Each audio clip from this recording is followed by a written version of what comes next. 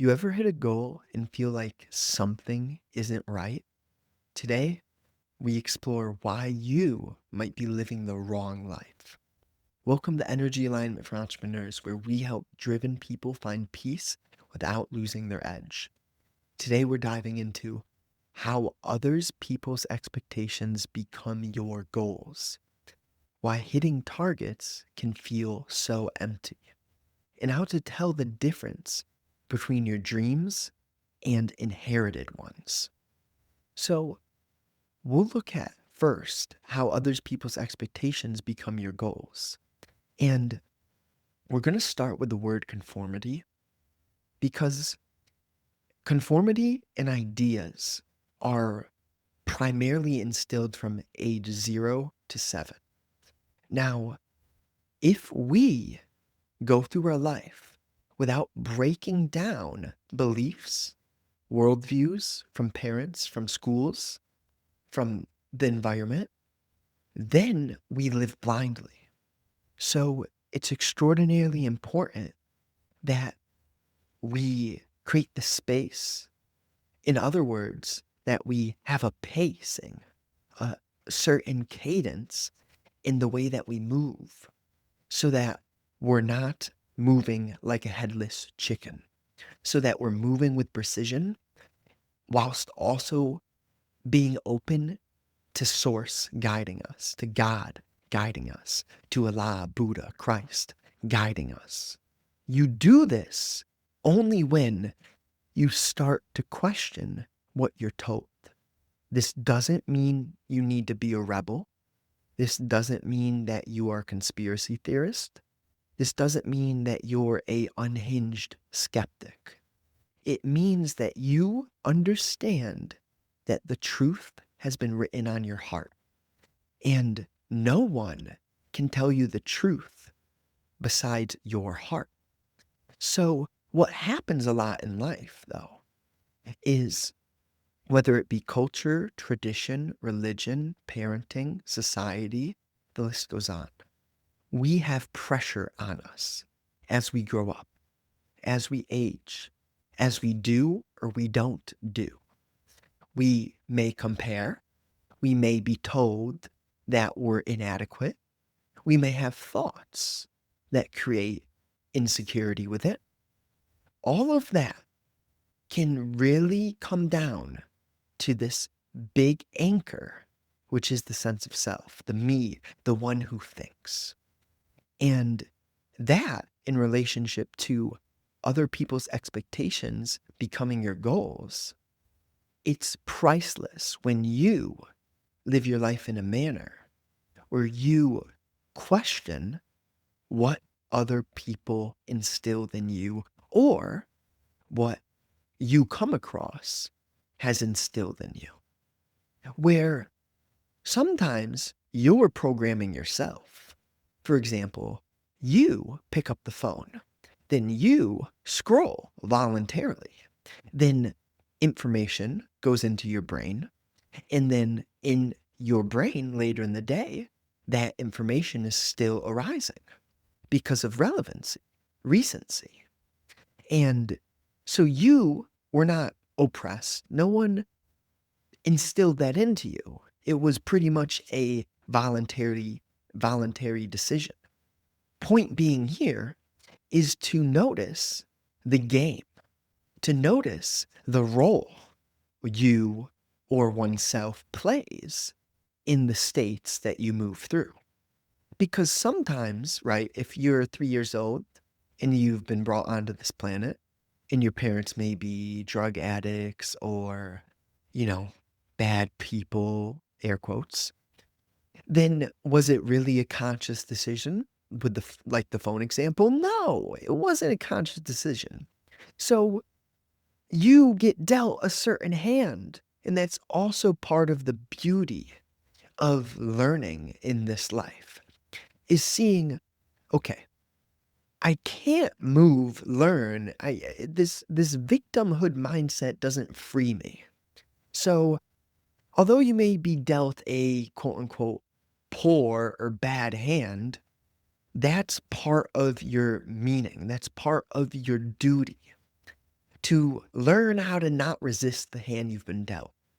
So then coming back into the expectations of others, okay, so you don't resist the hand you've been dealt, and then you also don't judge the expectations that have been placed onto you, the pressure that you receive. That's not the easiest thing, but it is extraordinarily fruitful when you create the space to zoom out, to realize, wait, maybe the people pressuring me aren't even aware of how deep this thing goes. Maybe they don't realize that they've been conditioned, that they have beliefs and worldviews that they have not questioned, and then they perpetrate, and perpetuate those onto you unknowingly, without awareness of the energy of what they're creating. So you somehow, some way, find your heart to be open, strong, and compassionate for those who perpetuate confusion onto you. Because the lost ones, the perpetuators, are not bad. We need fools. We need night and we need day. We need the game to play. If there's no game, how do we play, right? The game is in the contrast. The beauty is in the learning, seeing the unity within the contrast, having compassion for those who you used to hold grudges against. That'll free you so much. So, when others have these expectations, all I want you to do is to question, where did I get that idea? And then watch where your mind leads you. Because you can start to realize that you got an idea that you may be pursuing, but it's not actually yours. It's not actually right for you. It's not actually from your heart. It's not aligned or congruent with your destiny. It's tough, but it's fruitful. So why hitting targets can feel so empty? Especially if the targets were just programmed. If the targets that you're hitting didn't come from your heart, then of course it's going to feel empty. So when you take a step back, you can have this space where you're not actually mad at yourself for feeling empty. You realize, oh, wait, I needed to feel empty to realize that I need to change the way that I live. I need to change the way I make decisions. The only constant is change. So the emptiness is no better than the moments of joy. And when you see that no state is better than another state, there's less measurement. Less measurement, more depth. When you live through depth, then you'll hit the targets that make you feel full. You'll hit the targets that are right. But you may have to do the empty circle, the hamster wheel for a bit until you do the 180 or the 360, whatever, until you turn around and you pave a new road, right? It's one thing to be on the train. It's another thing to be a conductor. And then it's a totally new thing to step off the train and realize that this world needs new tracks, right? We could keep paving roads, but when are the air roads, if you will, going to start, right? We could keep driving cars, but when do the hoverboards come? Now, I don't know. I'm just playing around here. I'm being metaphorical. I am sure you're intelligent enough to hear that I'm not speaking to you logically. Now, how to tell the difference between your dreams and inherited ones? Well, in the moment that you consider, that you think, that you watch ideas, thoughts moving through your mind, what do you feel, see, and hear? What do you sense? What's in your fingertips and your toes and in your chest and in your gut? You know, does the dream, the inherited thing, what does it leave you with? How's it taste? Because there's no one sense, one path, one idea that creates your dream life. The idea of a dream in itself is an illusion. The beauty of creating is that your life is dynamic. That you realize, wait, getting a wife isn't going to make my life a dream. Getting that car isn't going to make my life a dream. Building the business isn't going to do that. But when you have the car, the wife, the business, the animal, the presence, to not attach to that, to not sabotage it, to enjoy it because you're so powerful, you know it's going to go, you understand the nature of this world is impermanence. So you enjoy it every day while you see it, while you are it, while you have it, knowing that you won't have it forever. Yeah, yeah. That's how you create a dream life. You know, get rid of the idea of a single dream making everything perfect. Do the things that you need to do. Make the money.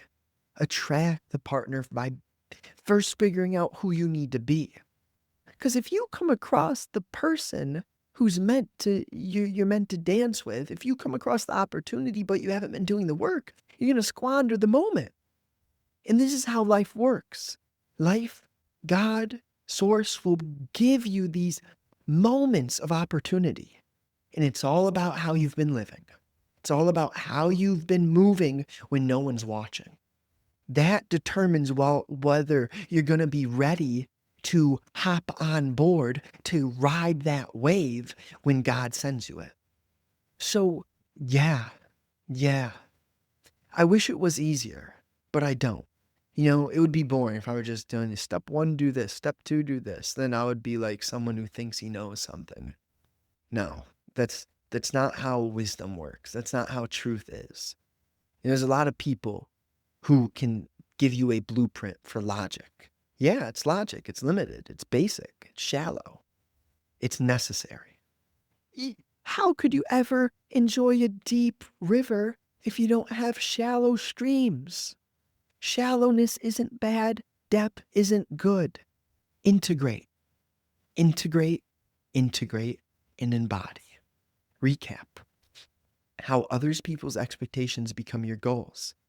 Well, if you hear something and you accept it and you never question it, you never look under the rug, right? Let's say they lay out the red carpet. Is there anything under the red carpet? That's a question that you need to ask.